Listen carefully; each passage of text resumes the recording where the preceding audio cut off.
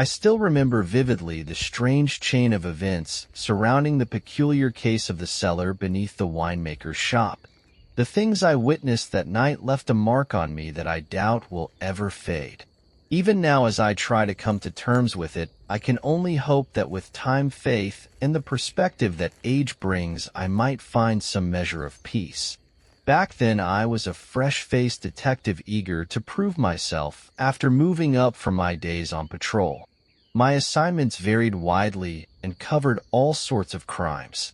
I was stationed at the police precinct near the docks when a young woman named Annabelle Carter caught my attention. Annabelle was hiding a secret. She was pregnant and dared not reveal it to her family. The father was a sailor who had swept her off her feet during a whirlwind romance, only to be pulled away by the tides of duty, leaving her alone, frightened and unsure of what to do. Annabelle confided in me about her fears and shame over the pregnancy. She described the toll it was taking on her body, mind, and soul. She admitted that she was having troubling, intrusive thoughts. I became concerned for her well-being and introduced her to the department chaplain, Father Henryson. He was a man known for his kindness and understanding. The priest worked patiently with Annabelle and eventually convinced her to carry the child to term and place the baby up for adoption. He said the child could become a blessing for a family longing for children. Annabelle seemed to find comfort in this plan, and her renewed confidence reassured us all. She spoke of her intention to leave the newborn at a safe place. She mentioned the police station, the firehouse, the church, or even the orphanage in a nearby town. With so many other cases demanding my attention, Annabelle soon slipped from my mind, though her gentle demeanor and striking beauty lingered somewhere in the back of my thoughts. Months later, Father Henryson approached me one chilly night. He looked shaken and his face was glistening with sweat. He gripped my arm tightly and told me there was no time to waste. He reminded me of Annabelle Carter and asked if I remembered her. The memory of her came rushing back to me, and I asked him what had happened and if she had the baby. He explained that she had been due weeks ago and was supposed to drop the baby off that week, but no one had seen her. The hospital had no record of her, but a nurse he knew had mentioned something in passing during confession. She had said that Annabelle had given birth to a baby boy earlier in the week. I felt a sense of relief at first and told him it was wonderful news. But the tension in his grip and the unease in his eyes told me there was more to this. He insisted that I follow him so he could explain on the way. His urgency left me no choice but to go with him. We stepped outside and called down the street for a horse and cart. In the distance, I could hear the faint sound of hooves approaching. A sharp winter wind hit me as I stepped onto the stone pavement. At first it was refreshing, but it quickly bit through my coat. The pale moon cast its glow over the empty street. Its light was the only illumination since the lamplighter had not made his rounds. The surrounding shadows seemed alive as autumn leaves rustled in the alleys. Their whispers reminded me of spirits lurking just out of sight. Father Henryson broke the silence as the carriage came into view. He began to explain what had him so unsettled. He told me that Annabelle had been seeing Dr. Renner. He asked me if I recognized the name. The name did ring a bell, and I told him I had seen the doctor's office sign near the wharf. I asked if he was a physician. Father Henryson confirmed that he was. I thought about it and said it was perfectly natural for a pregnant woman to consult a doctor. I began to wonder if this conversation was leading anywhere meaningful. Father Henryson told me to sit in the carriage and said we would head to the Tired Tortoise Tavern. His sudden change in direction caught me off guard. The Tired Tortoise was not a place I would have expected a priest to go. It was well known for attracting a rough crowd. I asked him why we would go there. I wondered aloud if he thought Annabelle might be prostituting herself. He was quick to dismiss the idea. He said Annabelle was not selling her body. Then with an air of solemnity, he added that he feared she might be selling her soul. That statement tested my patience. I told him to stop dancing around and speak plainly. He began carefully and told me he had reason to believe Annabelle had given birth. He said it seemed that way based on what he had heard, but she had not come to him as she had promised. I tried to remain calm and said it was not unusual. I suggested that maybe she had just gotten caught up in things. Our carriage jolted as it hit a pothole in the cobblestone street. The interruption was brief, but it gave me time to gather my thoughts. When the ride evened out again, I told him that Annabelle was probably just seeing the doctor to ensure the baby was healthy. I said that was likely all it was. Father Henryson's response was grave. He said that one might assume so, but Annabelle was not someone who broke her word. He reminded me that she had personally asked him to baptize the child as soon as possible. He said it had been very important to her. I lowered my voice and asked him if he thought she had panicked and done something to the child. I also wondered aloud if it was possible that Dr. Renner was the father and not the sailor Annabelle had mentioned. We stepped outside and called for a horse and cart. In the distance, I could hear the faint sound of hooves approaching. A sharp winter wind met me as I stepped onto the stone pavement. At first it was refreshing, but it quickly cut through my coat. The pale moon hung in the sky, casting its glow over the empty street. Its light was the only illumination since the lamplighter had not yet made his rounds. The shadows seemed alive as autumn leaves rustled in the alleys. Their whispers reminded me of spirits hiding just out of sight. Father Henryson broke the silence as the carriage came closer. He explained that Annabelle's child was definitely fathered by the sailor, but he feared harm might have come to the baby. He said it was not Annabelle's doing because she was too kind-hearted, but he suspected the doctor. I asked him what made him suspicious of Dr. Renner. He told me that he and the doctor did not see eye to eye. He described the doctor as a man of science who dismissed him as a believer in superstition. He said the doctor mocked his faith and that he viewed himself as a historian of the Lord and a disciple of Christ. I struggled to keep my patience and told him I could not understand why he pulled me away from my duties to talk about a disagreement. He steadied himself and said he would make his point clear. He admitted that he did not trust Dr. Renner. He said something deep inside him, something he called the Holy Spirit, was compelling him to bring this to my attention. He explained that he had heard rumors about the doctor performing illegal abortions. He said that if the baby had been born a week ago, as he believed, then any harm to it now would be a crime. I agreed with him. At that stage, a cesarean would have likely resulted in a live birth. I asked why the doctor would risk committing such an act. Father Henryson said quietly that people commit wrongdoing out of weakness, fear, ignorance, sin, and sometimes the influence of evil. His mention of evil made me want to roll my eyes, but I stayed silent. He admitted that he had not been able to sleep because of his fears. I tried to lighten the mood and told him maybe he should get some rest. He snapped back at me and said there was no time for that. He told me that the moon had risen red as blood over the harbor and was casting its sinister light on us. He said it was a full moon and warned that lunatics would be out and evil would be near. I tried to rein him in and told him to calm down. I reminded him that I respected him like an uncle, but said he was starting to wear on my patience. I asked him to tell me exactly what he wanted from me. I told him to think carefully before making his request. He nodded and composed himself. He said he wanted us to investigate Dr. Renner.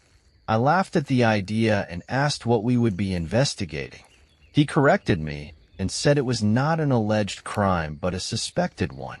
I reminded him that I could not just investigate someone without probable cause. I explained that I could not search the man's property, his home, or even his person without clear evidence of a crime or an immediate threat. He insisted that Annabelle Carter was in danger. He said she was not the first young woman to fall under the doctor's obsessive attention. Before he could finish, I interrupted him and brought up Miss McNally. He confirmed that she was the one he meant. He said she was the same woman who had been found drowned on the beach. Her death had been shrouded in mystery. He said her death had never been ruled a suicide or a homicide and pointed out that she had been pregnant. He reminded me that her child had never been found. The weight of his words made me think about the unresolved details of that case. It had always felt like something was missing. I told him he had my attention. He thanked me and leaned closer as the carriage rolled on. He explained that he had gone to the Tired Tortoise Tavern to hear a man's confession. He said the man was not a churchgoer, and that coming to the church after hours would have raised suspicions. I was surprised and asked why he would go to a place like that. He told me there were worse places in the world and beyond it. He reminded me that Christ had heard the confessions of the worst sinners and dwelled in places others avoided. I had to admit he made a fair point. He told me that after hearing the confession he had stayed for a pint of stout.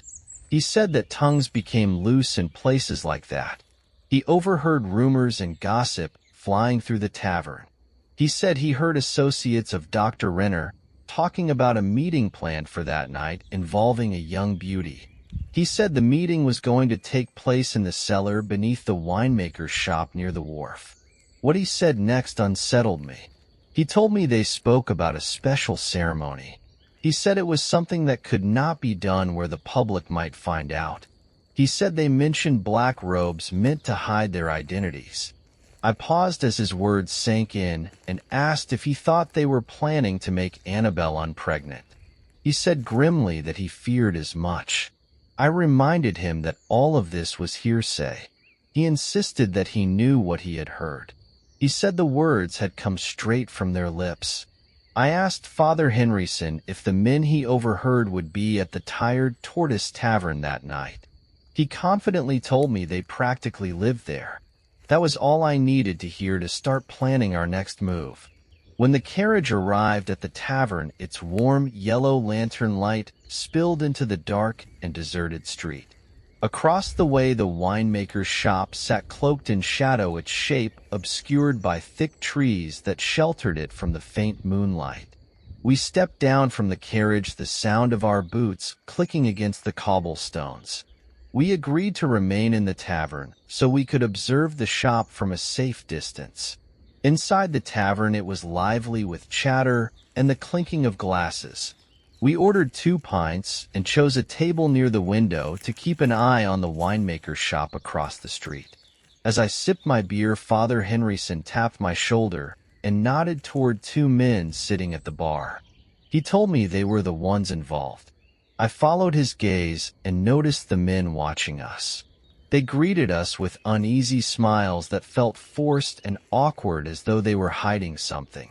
One of them was older and carried himself like a master craftsman. The other was younger, clearly his apprentice. I approached them casually and offered to buy them drinks. The older man chuckled and made a sarcastic comment about me running for office. Ignoring his jab, I motioned to the barman to bring another round for them, whatever they were drinking. We made small talk to ease into the conversation. As the drinks flowed, they seemed to relax, their postures loosening. After a while, I leaned in and mentioned Dr. Renner. The apprentice's defensiveness betrayed him immediately as he denied any involvement. The older man explained that they were working for the winemaker doing carpentry and masonry work in the cellar. The apprentice hesitated before adding that the doctor might be funding the project. The older man quickly dismissed his comment and changed the subject. Father Henryson seized the moment to compliment their work. He spoke about the dignity of honest labor and likened their craft to the work of Christ. The men seemed to soften under the priest's words, their guarded expressions giving way to faint smiles. Curious, the priest asked what they had built in the cellar. The older man proudly described a hidden room with stone walls made of limestone slabs. He said it was concealed behind a false wooden wall painted red. He explained that the winemaker wanted to store his finest stock there. I praised their craftsmanship, joking that they should work for the police force. They laughed and continued drinking. I asked if that was all they had worked on. The older man said they had done a few other odd jobs and errands. When I teased him about running errands, he clarified that the apprentice handled those tasks. The apprentice reached under the table and pulled out a sack. From it he withdrew 2 heavy black cloaks. He explained that he had picked them up for the doctor, who wanted them to wear the cloaks for a meeting in the cellar at midnight. The older man added that they had already been paid for their work, but were still asked to attend as witnesses. I leaned forward and suggested that we take their place. I told them they could use a night off and were in no condition for a midnight meeting. Father Henryson urged them to go home and pray for a clear morning. Reluctantly, they handed over the cloaks and left the tavern, their figures quickly swallowed by the thick mist outside. We stayed at the tavern watching the winemaker's shop from our window. Hours passed and fatigue began to creep in. I rested my head for a moment, but was jolted awake when Father Henryson nudged me. He pointed out hooded figures moving through the fog. We slipped out the back of the tavern and crept through a narrow alleyway. The fog cloaked our movements as we donned the black cloaks for cover. Moving quietly, we approached the winemaker's shop. Behind the building, we found basement doors marked by fresh footprints. I scanned the area but saw no sign of the hooded figures. Father Henryson muttered a prayer as I reached for the basement doors. To my relief, they were unlocked. He whispered his thanks to God, his voice trembling. I told him the unlocked doors meant they were expecting more people, perhaps just us. Either way, we needed to stay quiet and observe. I heaved the heavy doors open, ready to take the lead, but the priest stopped me. He said he was armed and insisted on going first. I hesitated, surprised, and asked if he was carrying a firearm.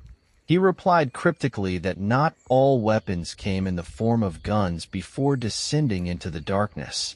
I shook off my unease and followed him into the suffocating blackness. The cellar was pitch black, the kind of dark that felt alive. My eyes strained for any trace of light. Rats scurried across the floor, their bodies brushing past my boots as they darted along the walls. I forced myself to keep moving. Finally, we reached a large room dimly lit by a single torch. Barrels lined the walls, cobwebs draping them like delicate nets. I grabbed the torch and began examining the walls, searching for the red paint the tradesman had described. Father Henryson broke a barrel and filled a flask with the wine inside, calling it preparation. I found a red-painted section of the wall with a small ditch beneath it. It appeared to be a door, but there was no visible mechanism. The priest quoted scripture saying we must crawl beneath the barrier like serpents. We widened the ditch with our hands and squeezed through. On the other side, we stood in a narrow passage. Ahead, a hooded figure waited for us. He asked for a password, his voice cold and commanding. I instinctively reached for my revolver. Before I could act, the figure laughed and said he was joking. He told us to prepare for a miracle and led us further inside. His voice was familiar. It was the winemaker. He led us through a hidden doorway in the wall revealed by a cleverly concealed mechanism. Beyond it was a circular chamber darker than anything I had ever encountered. It was the kind of darkness that swallowed light and made you question whether your eyes were even open. The winemaker motioned to a spot near the center of the room and told us to stand there. Henryson and I stood shoulder to shoulder, staying close enough to feel each other's presence. A pale blue light began to filter into the room, growing brighter until it revealed rows of hooded figures surrounding us. There were at least 20 of them. In the center of the room was a small stone slab illuminated by the moonlight. Atop it lay a glimmering blade. Before I could fully process what I was seeing, the sound of voices reached my ears. A man and a woman were speaking softly, but their voices grew louder as they approached.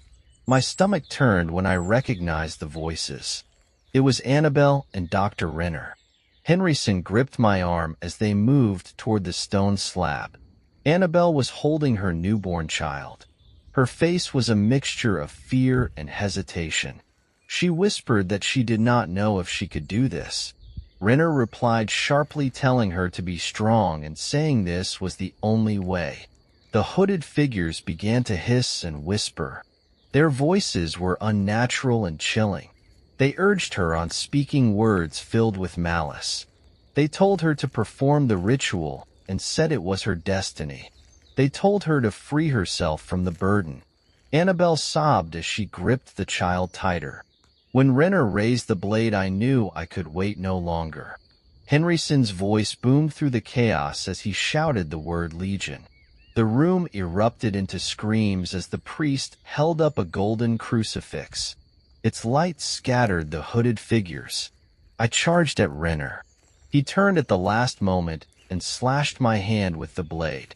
The pain was sharp, but I tackled him to the ground. I rained blows on him until he stopped moving. Henryson shouted prayers as the room began to collapse around us.